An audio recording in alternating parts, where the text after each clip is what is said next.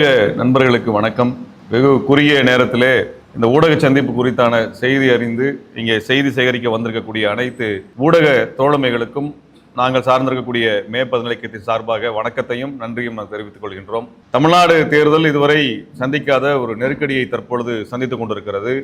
அதே போல மாநில உரிமை தொடர்ச்சியாக தமிழர்களினுடைய உரிமைகளை நசுக்குகின்ற விதமாக இந்த மாநில உரிமைகளை நசுக்கி கொண்டிருக்கக்கூடிய செயலும் நடந்து வருவதை பார்த்து வருகிறோம். இந்த நடந்து முடிந்த சட்டமன்ற தேர்தலில் மும்முனை போட்டியாக நடந்து 3 கட்சிக்கும் பெரும்பான்மை இல்லாத நிலையிலே ஆளுநராக இருக்கக்கூடியவர் தமிழ்நாட்டிலே அடுத்த அமைச்சரவை ஆளுங்கட்சியாக பொறுப்பேற்கக்கூடிய தகுதி படைத்த கட்சியை அழைத்திருக்க வேண்டும். அதிக எண்ணிக்கையிலான சட்டமன்ற உறுப்பினர்களை கொண்டிருக்கக்கூடிய கட்சியை அழைப்பது அல்லது ஆட்சி அமைக்க கோருகின்ற கட்சிகளுக்கு வாய்ப்பு கொடுப்பது என்று எந்த விதமான நடைமுறையையும் மேற்கொள்ளாமல் பாரதிய ஜனதா கட்சி RSS வழியில் வந்த தமிழ்நாட்டினுடைய ஆளுநர் தமிழ்நாட்டினுடைய புதிய அரசு அமைவதை தமிழ்நாட்டில் புதிய அரசு அமைவதை தடுக்கின்ற வகையில் செயல்பட்டு வருகிறார். இதை நாங்கள் மே 14 இயக்கம் வன்மையாக கண்டிக்கின்றோம். நேற்றைய தினம் இந்த சட்டமன்ற தேர்தலில் அதிக சட்டமன்ற உறுப்பினர்களை வைத்திருக்கக்கூடிய தமிழக வெற்றி கழகத்தினுடைய தலைவர் திரு ஜோசப் விஜய் அவர்கள் ஆட்சி அமைப்பதற்கான உரிமை கோருகின்ற கடிதத்தை ஆளுநருக்கு சமர்ப்பித்திருக்கின்றார். ஆளுநருடைய பொறுப்பு என்பது இந்த சட்டசபையிலே பெரும்பான்மையை வைத்திருக்கக்கூடிய அல்லது நிரூபிக்கக்கூடிய அல்லது அதற்கான தகுதி படைத்த கட்சிக்கான அனுமதியை வழங்குவது என்கின்ற அளவில் தான் இருக்கிறது. அவருக்கான விதிகளை வரையறுக்கக்கூடிய வரலாறை பார்த்தோம்னா இந்த ஆளுநர் தன் விருப்பத்திற்கு ஏற்ப கட்சிகளை அழைப்பது, தன் கருத்திற்கு ஒவ்வாத கொள்கைகளுக்கு ஒவ்வாத கட்சிகளை நிராகரிப்பது என்கின்ற செயல்பாடு நீண்ட காலமாகவே இந்திய வரலாறு இருந்து வந்திருக்கிறது. இந்தியாவினுடைய முதல் சட்டமன்ற தேர்தலாக 1952 மெட்ராஸ் மாகாணத்தில் நடந்த தேர்தலின் பொழுது அன்றைக்கு இருந்த மஸ்தூர் சங்கரினுடைய கட்சியும் பிரகாசம் அவர்களுடைய தலைமையில் இருந்த அந்த கட்சியும் இந்திய கம்யூனிஸ்ட் கட்சியும் இணைந்து கூட்டணி அமைத்து தேர்தல் எதிர்கொண்டார்கள். அவர்கள் பெரும்பான்மை பெற்றார்கள். அந்த கூட்டணி பெரும்பான்மை பெற்றது. ஆனால் கம்யூனிஸ்ட் கட்சி பங்கு வைத்திருக்கக்கூடிய அந்த கூட்டணிக்கு பதவி ஏற்கக்கூடிய அனுமதி தரக்கூடாது என்று சொல்லி அதிக எண்ணிக்கையில் இருக்கக்கூடிய ஆனால் பெரும்பான்மை இல்லாத அன்றைய காங்கிரசினுடைய தலைவராக இருக்கக்கூடிய ராஜாஜியை அழைத்து ஆட்சி அமைக்க வாய்ப்பை அன்றைய ஆளுநர் கொடுத்தார். இது அன்றைய மெட்ராஸ் மாகாணத்தினுடைய நிலைமை. அன்றைக்கே ஜனநாயகம் கொலை செய்யப்பட்டது. ஏனென்றால் அன்றைய காங்கிரஸ் அரசு, நேரு தலைமையிலான அரசு கம்யூனிஸ்டுகள் ஆட்சிக்கு வருவதை விரும்பவில்லை. அதனால என்ன பண்ணாங்கன்னா அதிக எண்ணிக்கையில் ஆனால் பெரும்பான்மை இல்லாத கட்சிக்காக இந்த வாய்ப்பை கொடுத்தார்கள். ராஜாஜிக்கு அந்த வாய்ப்பு கொடுக்கப்பட்டது. ஆனால் பெரும்பான்மை வைத்திருந்து கூட்டணியை அமைத்து ஆட்சியை பெறுவதற்குரிய வாய்ப்பு இருந்த கம்யூனிஸ்டுகள் அந்த அனுமதியை பெற இயலாமல் போனது. இதே போன்ற நிலை பல மாநிலங்களில் தொடர்ந்த காரணத்தினால் 1971 கமிட்டி ஆஃப் கவர்னர்ஸ் என்று சொல்லி இந்த ஆளுநர்களுடைய அதிகாரம், குறிப்பாக சட்டசபையில யார் ஆட்சி அமைப்பது என்பது குறித்தான ரெப்ரசன்டேட்டிவ் பீப்புள் ஆக்ட் மற்றும் மாநில உரிமை குறித்தான ஆளுநர் உரிமை குறித்தான அந்த சட்டங்களை எல்லாம் அதிகாரங்களை எல்லாம் சீர்தூக்கி பார்த்து அவர்கள் ஒரு பரிந்துரைகளை வழங்கினார்கள். அதன் அடிப்படையில் தேர்தலுக்கு முன்பு கூட்டணி அமைத்து பெரும்பான்மை பெற்றிருக்கக்கூடிய கட்சியை அழைப்பது அல்லது அதிக எண்ணிக்கை வைத்திருக்கக்கூடிய கட்சியை அவர்கள் ஆட்சி அமைக்க அழைப்பது, அதுவும் இல்லை என்றால் தேர்தலுக்கு பின்பு ஒரு கூட்டணி அமைத்து பெரும்பான்மையை பெறக்கூடிய அந்த கூட்டணி கட்சிகளை ஆட்சி அமைக்க அழைப்பது என்றெல்லாம் நெறிமுறைகள் வகுக்கப்பட்டன. இது 1988 காலகட்டத்தில் அமைக்கப்பட்ட சர்க்காரியா கமிஷன் இந்த நெறிமுறைகளை வரையறுத்து கொடுத்தது.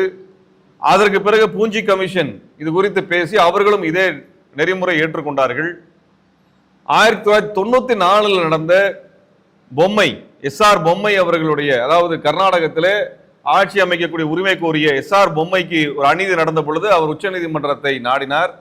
அப்பொழுது உச்சநீதிமன்றம் என்ன சொன்னது என்றால், பெரும்பான்மை இல்லாமல் ஒரு தொங்கு சட்டசபை உருவாக்கக்கூடிய சூழலில் எந்த கட்சிக்கு அதிகமான உறுப்பினர்கள் இருக்கிறார்களோ, சட்டமன்ற உறுப்பினர் இருக்கிறார்களோ அந்த கட்சியை அழைக்க வேண்டும் என்று உச்சநீதிமன்றம் தீர்ப்பு கொடுத்தது. ஆளுநரினுடைய அதிகாரத்தை வரையறுத்து கொடுத்தாங்க. அப்ப இந்த வரையறைப்படி எந்த நடவடிக்கையும் தமிழ்நாட்டினுடைய இன்றைய ஆளுநர் மேற்கொண்டிருந்தால் விஜய் அவர்களுக்கான ஆட்சி அமைக்கக்கூடிய உரிமையை அங்கீகரித்திருப்பார். அப்படி எதுவும் நடக்கல.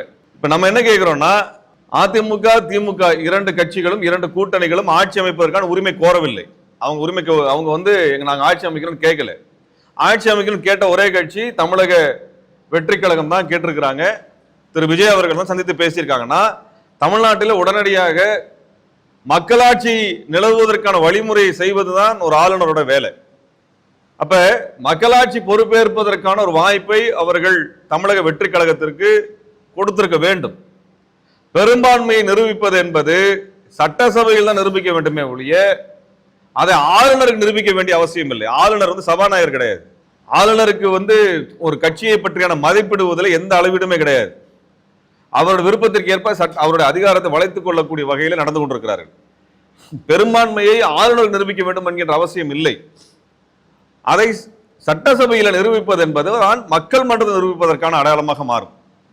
அப்படிப்பட்ட வாய்ப்பை அவர் தமிழக வெற்றி கழகத்தை கொடுத்திருக்கணும். அவர் பெரும்பான்மை நிரூபிக்க வேண்டிய பொறுப்பை அவர் கையில் கொடுத்திருக்க வேண்டும்.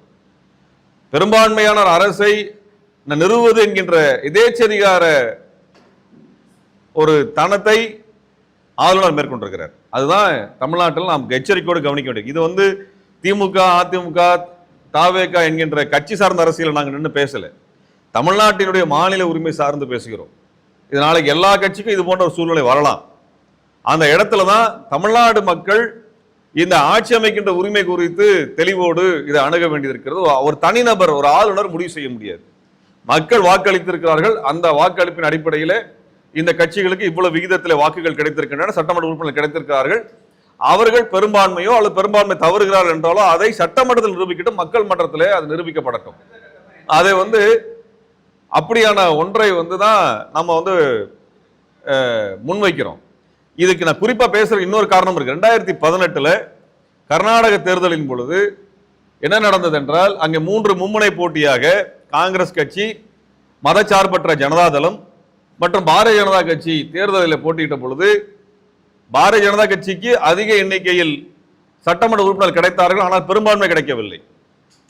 இரண்டாவதாக காங்கிரஸ் கட்சி இருந்தது, மூன்றாவதாக மதச்சார்பற்ற ஜனதாதளம் இருந்தது. அந்த இடத்துல காங்கிரஸ் கட்சி மதச்சார்பற்ற ஜனதாதளத்துக்கு ஆதரவு தெரிவிப்பதாக அறிவித்து ஒரு பெரும்பான்மை கணக்கை முன்னிறுத்தினார்கள். ஆக சர்க்காரியா கமிஷன்ல இருந்து, பூஞ்சி கமிஷன்ல இருந்து, கமிஷன் ஆஃப் கவர்னன்ஸ்ல இருந்து சொல்லப்பட்ட உச்சநீதிமன்றத்தினுடைய தீர்ப்பின் அடிப்படையில் பார்த்தால் மதச்சார்பற்ற ஜனதாதளத்திற்கு கூட்டணிக்கு ஆட்சி அமைக்கின்ற அதிகாரத்தை கொடுத்திருக்க வேண்டும். ஆனால் அன்றைக்கு பாரதிய ஜனதா கட்சியினுடைய முகவர்களாக எடுபடிகளாக இருந்த ஆளுநர் பாரதிய ஜனதா கட்சியை கூப்பிட்டு ஆட்சி அமைக்க, எடியூரப்பாவை அழைத்து ஆட்சி அமைக்க அனுமதி கொடுத்தார்.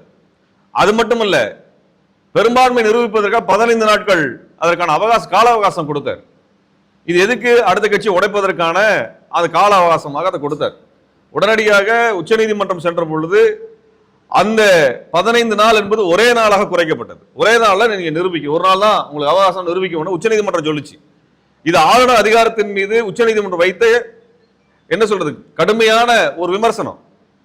இதுக்கு அப்புறமும் அங்க பாரதிய ஜனதா கட்சி ஆட்சிக்கு வருதுன்னா அதுக்கேற்ற மாதிரி சட்டத்தை வளைத்துக் கொள்வது, தமிழ்நாட்டில் பாஜகவினுடைய கூட்டணிக்கு வாய்ப்பு கிடைக்கவில்லை என்றால் அதற்கேற்ப ஒரு முடிவில் எடுப்பது என்பது, கவர்னர் யாருக்கு வேலை செய்கிறாரு, கவர்னர் என்கின்ற பதவி யாருக்காக இருக்கிறது என்ற கேள்வியை எழுப்ப விரும்புகிறோம். எந்த கட்சி வேணா இருக்கட்டும், எந்த கட்சி வேணா இந்த இடத்துல இருக்கட்டும். ஆனால் இதுல ஒரு நீங்க ஒண்ணு சட்ட முறைப்படி ஒண்ணு வர்றீங்க, ஒரு நெறிமுறை, அந்த நெறிமுறையை கடைபிடிக்கணும். உங்க நெறிமுறை உங்க இஷ்டத்துக்கு எல்லாம் பண்றீங்கன்னா பிஜேபி காரங்க வந்து எந்த மாநிலத்தில் வேணா யார வேணா அவங்க விருப்பத்துக்கு அழைக்கிறது, அவங்க விருப்பத்துக்கு நிராகரிக்கிறது ஒரு போக்கை வந்து தமிழ்நாடு அனுமதிக்க கூடாது. இது அனைத்து கட்சிகளும் கண்டிக்க வேண்டும் என்று நாங்கள் நேற்றைக்கு அறிக்கை வெளியிட்டிருந்தோம்.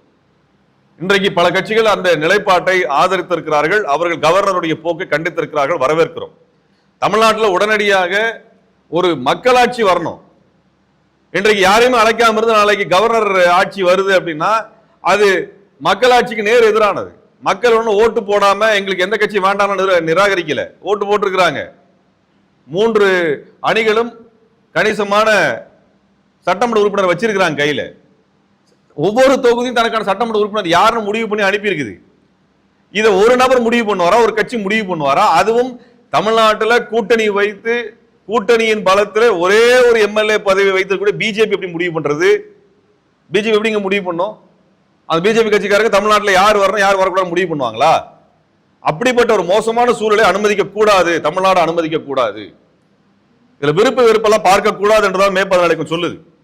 ஒரே ஒரு எம்எல்ஏவை அதுவும் கூட்டணி வைத்து அதிமுகவின் பலத்தால் வாங்கி கொண்டு அவர்கள் வந்து இங்க 108 சட்டமன்ற உறுப்பினர் பெற்றிருக்கக்கூடிய தமிழக வெற்றி கழகத்திற்கு ஆட்சி அமைப்பதற்கு வாய்ப்பு கொடுக்க மறுக்கிற அந்த எதேச்சதிகார போக்கு வந்து அராஜகமான போக்கு, தமிழ்நாடு மக்களினுடைய ஜனநாயக உரிமையை நசுக்குகின்ற போக்கு. இது வன்மையா கண்டிக்கிறோம். இதுல வந்து ஸ்ரீதர் வேம்பு வந்து என்ன பேசியிருக்காரு, அவர் RSS சங்கி, அவர் என்ன பேசியிருக்காரு, இப்ப ஆளுநர் ஆட்சி வரணும்னு பேசியிருக்கிறார். ஆளுநர் ஆட்சி வர்றதுக்கு பத்தியான பரிந்துரை பிஜேபி ஏன் இப்ப பேசுது? ஏன் பேசுது? ஆளுநர் ஆட்சி யார் கேட்டா?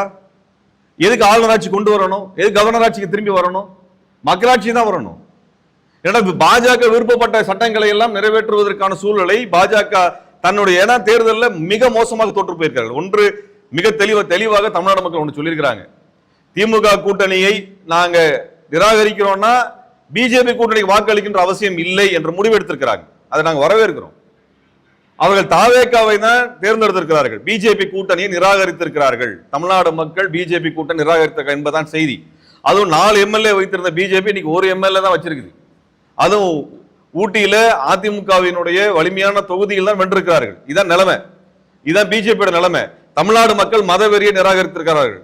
திருப்பரங்குன்றத்தில் கலவரம் பண்ணன்னு சொல்லி அத்தனை அழிச்சாட்டியம் செய்த அந்த பிஜேபியை நிராகரித்திருக்கிறார்கள்.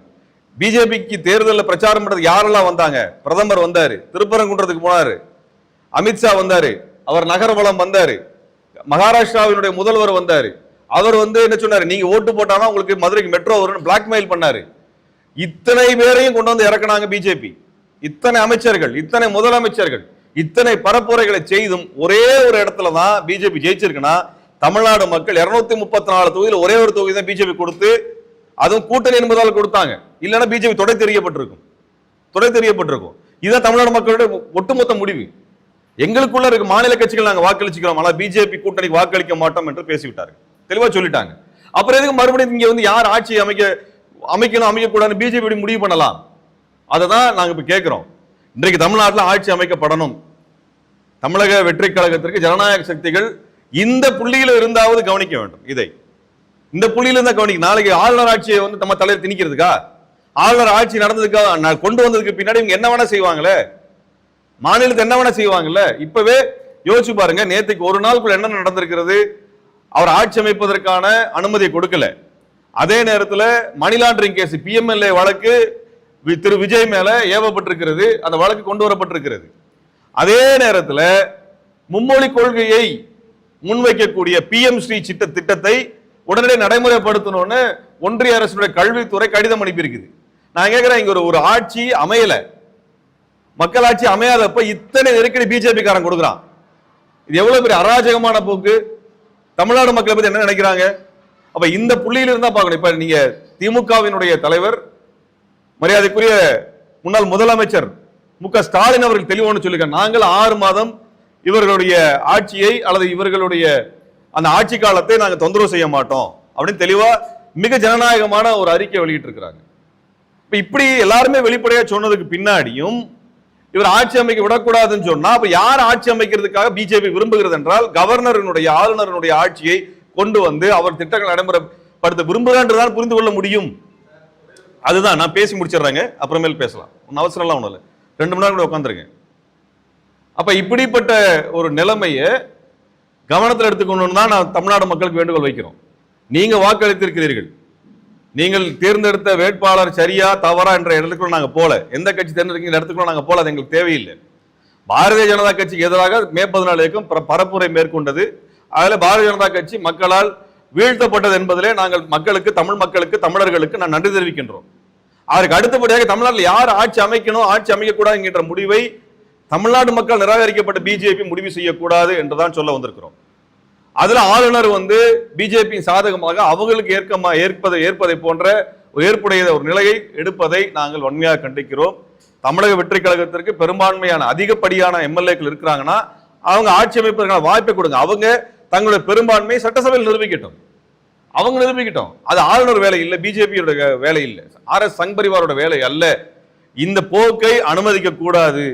இந்த போக்கு முடிவுக்கு வருவதற்கு தமிழ்நாட்டினுடைய ஜனநாயக சக்திகள் ஒன்றுபட்டு குரல் கொடுக்க வேண்டும் என்று நாங்கள் விரும்புகிறோம். அப்படிப்பட்ட ஒரு நிலைமை வரணும். தமிழ்நாடை பாதுகாப்பது என்பது இந்த பிஜேபியின் தொடர் தாக்குதலில் இருந்து நம்மை பாதுகாத்துக் கொள்வதற்கான அனைத்து கட்டங்களிலும் ஒன்றுபட்டு நிற்க வேண்டும் என்பதுதான் எங்களது குரலாகவும் எங்களது கோரிக்கையாகவும் சமயத்தில் இருக்கிறது என்பதை நாங்கள் தெளிவுபடுத்த விரும்புகிறோம். பேசிக்கலாம். பிஜேபி வரக்கூடாதுன்னு சொல்லி காங்கிரஸ் கட்சி தமிழகத்தில் ஒரு ஆதரவு முற்போக்கு கூட்டணி யாருமே வந்து ஆதரவு தெரிவிக்காது நீங்க பாக்குறீங்க. அந்த தைரியம் காங்கிரஸ் இருக்கக்கூடிய தைரியம் வந்து முற்போக்கு கூட்டணி இல்லையா? இல்லைங்க, காங்கிரஸ் வந்து அவங்க தமிழக வெற்றி கழகத்தோடு போகணும்னு முடிவு பண்ணி தான் தேர்தலுக்கு முன்னாடியே முடிவு பண்ணியிருக்கணும். தேர்தலின் பொழுது திமுகவோடு சேர்ந்து கொண்டு பரப்புரையில் தாங்கள் வந்து தாவேகாக்கு எதிராக ஒரு நிலைப்பாடு எடுத்ததாக காட்டிக்கொண்டு அதற்கு பிறகு போறாங்க. இப்ப இருக்கக்கூடிய சூழலை பொறுத்து மற்ற ஜனநாயக அமைப்புகள் ஒரு முடிவு எடுக்கிறது என்பது கவர்னர் ஆட்சி நிலை வராமல் இருக்கிறத பார்க்கறதா நம்ம பார்க்கிறோம். ஆனா காங்கிரஸ் நிலைமை அப்படி எடுக்கல. காங்கிரஸ் அந்த மாதிரி எடுக்கல. அவர்களுக்கு வந்து தெளிவா வந்து ஒரு நிலைப்பாடு இருக்குது. வெற்றி பெறுவதற்கு முன்பு ஒரு கூட்டணி, வெற்றி பெற்ற பிறகு ஒரு கூட்டணி வைக்கிறது, அதை நாங்கள் என்றைக்குமே ஏற்றுக்கல. ஏன்னா பாரதிய ஜனதா கட்சி எவ்வளவு தூரம் மாநில உரிமைகளை நசுக்குகிறதோ அதை விட ஒரு படி மேலாக நசுக்கிய கட்சி தான் காங்கிரஸ். அதான் 1952 தான் சொல்லிட்டு வந்திருக்கேன் நான். ஏன்னா நடந்ததுன்னு சொல்லியிருக்கிறோம். காங்கிரஸ் தான் அந்த வேலையை செஞ்சிருக்கிறாங்க. இப்ப அதே வந்து பாரதிய ஜனதா கட்சி செய்யுது. தேசிய கட்சிகள் இங்க இடம் இல்லை. மாநில கட்சிகள் இது குறித்து முடிவெடுக்கணும்னு தான் பேசுறோம் நம்ம.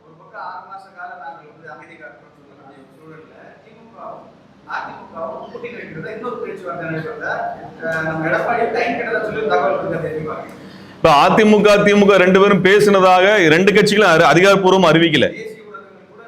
அதுதாங்க, நம்ம ஊடகங்கள் எந்த லட்சணத்துல இருக்கு தேசிய அளவுலன்றத நம்ம பார்த்துட்டோம். பிஜேபியோட ஊடகங்கள் என்ன அளவுல இருக்குன்னு நம்ம பார்த்துட்டோம். அதனால இந்திய அளவிலான ஊடகங்களை நாங்க ரெஃபரன்ஸா எடுக்கல. தமிழ்நாட்டு ஊடகங்கள்ல பேசலாம். ஆனா இந்த விஷயம் இதுவரைக்கும் ரெண்டு கட்சிகளும் அந்த நிலைப்பாடை வெளிப்படையாக சொல்லல. அதிகாரப்பூர்வமாக அறிவிக்கப்படாத ஒரு விஷயத்தை குறித்து நாங்கள் பேச முடியாது.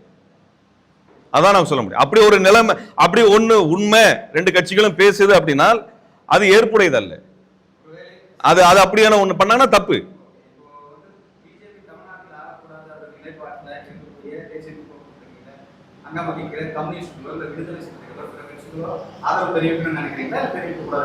இல்ல, அது வந்து அந்த கட்சிகளின் ஜனநாயக முறையில அந்த கட்சி தான் முடிவெடுக்கணும். விடுதலை சிறுத்தைகளோ கம்யூனிஸ்ட் கட்சிகளோ தமிழ்நாட்டு நலனுக்கு எது பயன்படும், தங்களுடைய கொள்கைக்கு எது சரியானதாக இருக்கும் என்பதை அந்த கட்சி தான் முடிவு பண்ணும். ஏன்னால் அது வலிமையான கட்சி, மக்களை சென்று சந்தித்திருக்கிறார்கள், சட்டமன்ற உறுப்பினர்களை பெற்றிருக்கிறார்கள். அவர்கள் பேசி முடிவெடுப்பது தான் சரியானதா இருக்கும் நான் நினைக்கிறேன். அந்த கம்யூனிஸ்டுகளோ விடுதலை சிறுத்தைகளோ அல்லது இதர கட்சிகளோ மதச்சார்பற்ற நிலைப்பாடை எடுத்தவர்கள் அவர்கள் தனியா முடிவெடுத்தாதான். நாங்க யாரு ஆட்சி அமைக்கணும் நாங்க சொன்னோம்னா நம்ம சரியா இருக்காது. அந்த மாதிரி இடத்துக்குள்ள நாங்க போக முடியாது. நாங்க என்ன சொல்லணும், ஆளுநர் ஆட்சி அப்படின்னு ஒண்ணு வருதுனால் அதை நாங்க நிராகரிக்கிறோம்.